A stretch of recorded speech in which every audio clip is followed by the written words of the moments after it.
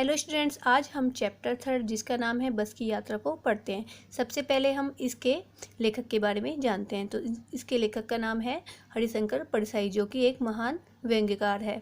और इस लेख में भी उन्होंने जो सार्वजनिक संपत्ति होती है उस पर करारा व्यंग्य किया है। तो आइए हम चैप्टर की शुरुआत करते हैं। इस चैप्टर में लेखक ने अपनी यात्रा का वर्णन किया है। एक बार लेखक को अपने 4-5 मित्रों के साथ पन्ना से सतना जाना था। उन्हें शाम को जाना था और शाम को सिर्फ एक ही बस जाती थी, वो भी बहुत पुरानी और जर्जर अवस्था की। लेकिन लेखक का जाना जरूर था, तो वो उसी बस में जाने के लिए तैयार हुए। लोगों ने उनको मना भी किया कि यह बस बहुत ही ख़राब है, लेकिन लेखक नहीं माने और उन्हें जाना था, इसलिए वो बस स्टैंड पहुँचे। जैसे ही वो बस स्टैंड पहुँचे और बस को देखा तो उनके मन में एक सवाल आया कि क्या ये बस सच में ही चलती है। तो वहाँ पर खड़े उस बस कंपनी के हिस्सेदार, जो उस बस के वो थे हिस्सेदार, वो लेखक के मनोभाव को जानकर कहने लगे कि यह बस बहुत पुरानी है, लेकिन यह बहुत अच्छे से चलती है। और जिस तरह से एक माँ अपने बच्चों को गोद में लेकर अच्छे से चल सकती है, उसी तरह से यह बस भी माँ के समान है और यह हमें आराम से लेकर जाएगी। सभी यात्री अपनी अपनी सीट पर बैठ गए और जो उन्हें छोड़ने आए थे, जो यात्रियों को स्टैंड पर छोड़ने आए थे, वो लोग इस तरह से देखने लगे जैसे किसी को अंतिम यात्रा की विदाई देने आए हो। अब बस चलना स्टार्ट हुई, तो जैसे ही बस चलना स्टार्ट हुई तो इंजन की आवाज़ इस तरह से आने लगी जैसे इंजन सब यात्रियों की सीट के नीचे ही हो, क्योंकि और बस के सारे पुर्जे हिलने लगे और बस से बहुत तेज तेज आवाज़ आने लगी। बस थोड़ी दूर पहुंची कि जैसे ही बस अचानक से रुक गई। बस में जो बैठे हुए थे हिस्सेदार, वो कहने लगे कि कोई बात नहीं, अभी बस चलना शुरू हो जाएगी।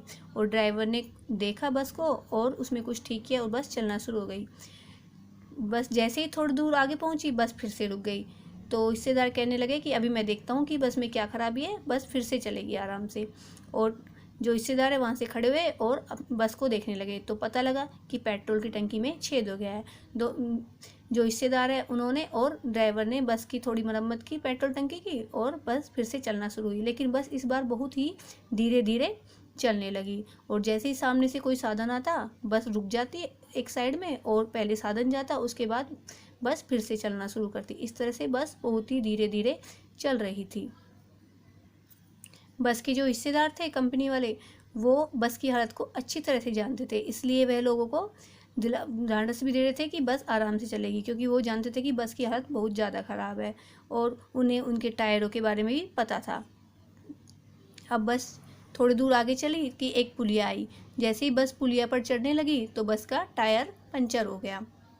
तो हिस्सेदार तो जानते थे कि बस का टायर भी ख़राब है, तो वो पहले ही कहने लगे शायद इस बार बस का टायर ख़राब हो गया है, मैं देखता हूँ, आप लोग बैठिए और डरने की कोई बात नहीं है। जैसे ही वो हिस्सेदार, बस कंपनी के जो हिस्सेदार थे और ड्राइवर ने टायर को जैसे धीरे धीरे लगाने लगे, तो काफ़ी समय ख़राब हुआ। जो यात्री लोग थे वो सब डरने लगे कि यह बस पता नहीं पहुँचाएगी या नहीं पहुँचाएगी, क्या पता हमें सारी रात इस बस में ही बितानी पड़ेगी, हमें अपने गंतव्य स्थान तक पहुँच पाएंगे भी या नहीं।